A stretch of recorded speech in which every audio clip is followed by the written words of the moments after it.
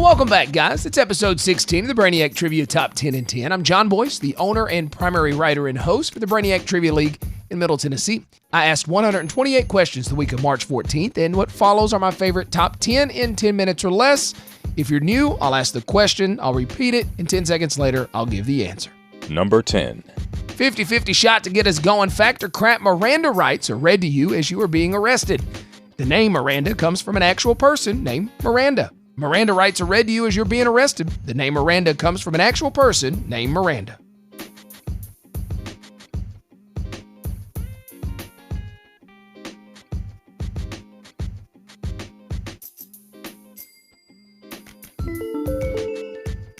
That's the fact, Jack! That's the fact, Jack! Yeah, Miranda rights actually come from Ernesto Miranda. This dates back to 1963. It's a pretty messed up story. Miranda was on trial involving rape. During the trial, he stated that he was never read his rights, so he was saying things that incriminated himself.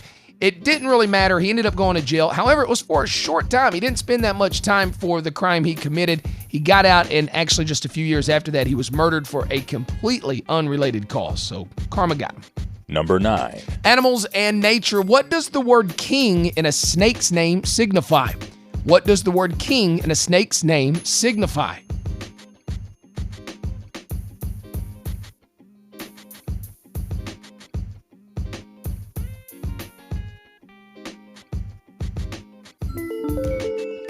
If you hear the word king in a snake's name, doesn't necessarily mean it's poisonous. Also doesn't mean that it's not poisonous. It basically means that it preys on other snakes. A snake that will kill and eat another snake. Number 8. St. Patty's for this one. Hope you enjoyed it, guys. According to legend, how do leprechauns make their money? According to legend, how do leprechauns gather all that gold?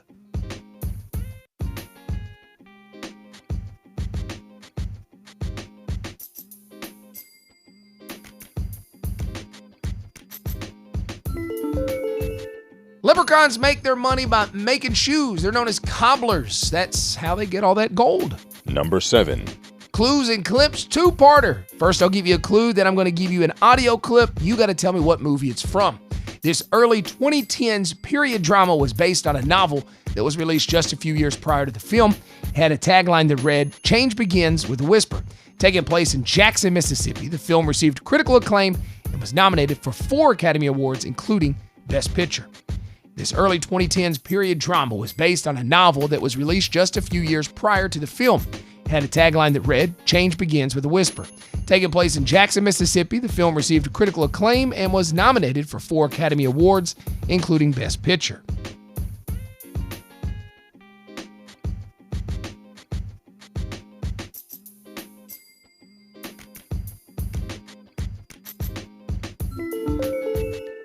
I hope you enjoy this clip as much as me. What do you put in here that makes it taste so good? That good vanilla from Mexico. And something else real special. No, Miss Walters. That's Miss Hilly's special pie. Mama can have a piece. Eat my shit. What'd she say? I said eat my shit. Have you lost your mind? No, ma'am. But you about to.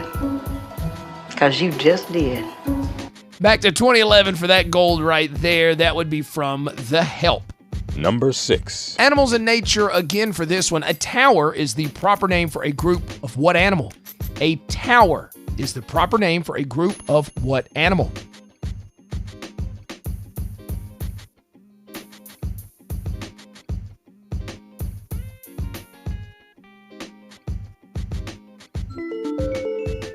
A tower is the proper name for a group of giraffes. Makes sense. Number 5. Sports.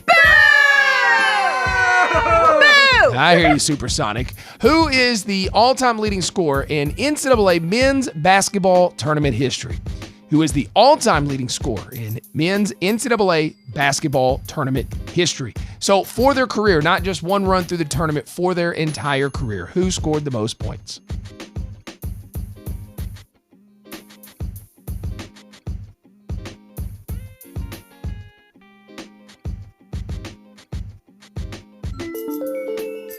With 407 points, nobody has scored more points in men's NCAA tournament history than Christian Laettner. Love him or hate him, dude won, and dude scored a ton of points. Number 4. Three of a kind on this one. It doesn't translate exactly right to the podcast, but it's simple enough for you to understand.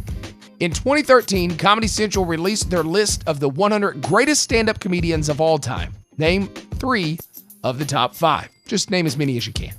In 2013, Comedy Central released their list of the 100 greatest stand-up comedians of all time.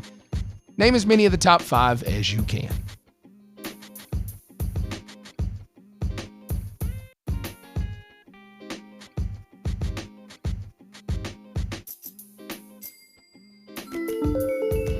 So number 1 and 2 are not surprising from this 2013 list from Comedy Central, the greatest stand-up comedians of all time. Richard Pryor, George Carlin. I think that's pretty much everybody's 1-2 punch. Lenny Bruce after that, which is a solid number 3. Woody Allen kind of surprised me at number 4, and then Chris Rock coming in at number 5. Number 3. Entertainment. At its peak, being broadcast to 142 countries to a weekly audience of over 1 billion.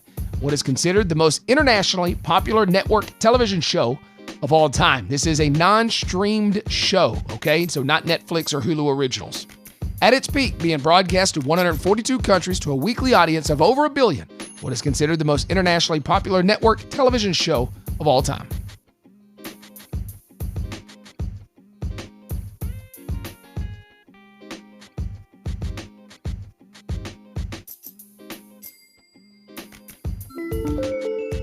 Yep, you know you watched it as well, along with those 142 other countries and the 1 billion people. Baywatch is the most internationally popular network TV show of all time.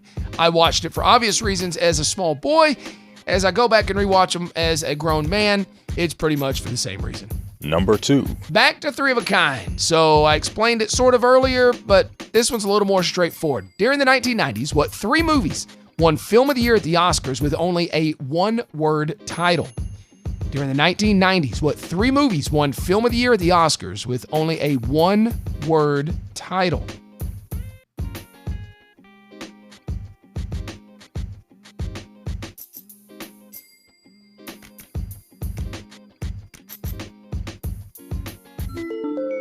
So 3 movies during the 90s won Oscar for Film of the Year with one word in the title. The most obvious was the more recent one, 1997's Titanic. Pretty much everybody, I think, would get that.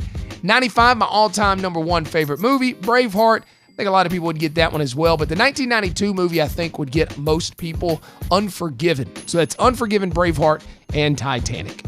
Number 1. Number 1, music for this one. Before dying in 2016, what famous musician bought the piano that John Lennon used to write the song Imagine for $2 million, stating that it should not be in storage and going on to use it on tour? Before dying in 2016, what famous musician bought the piano that John Lennon used to write the song Imagine for over $2 million, stated that it should not be in storage and needed to go out on tour with them?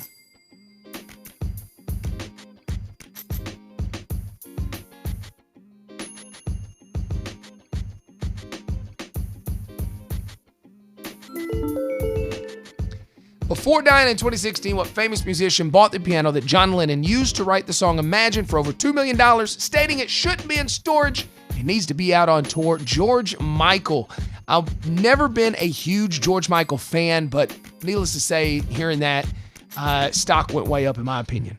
There you go, guys. There's my favorite top 10 in 10 minutes or less. Hope you enjoyed it. May 15th, Lord of the Rings trivia and movie. All questions from the original movie trilogy, followed by a showing of Fellowship of the Ring that's happening at the historic Capitol Theater in Lebanon. Hope you can make it. Hope you're enjoying the podcast. Hop on those socials for all the information for our weekly games as well as our theme games and a lot of other fun stuff that we do as well at Brainiac.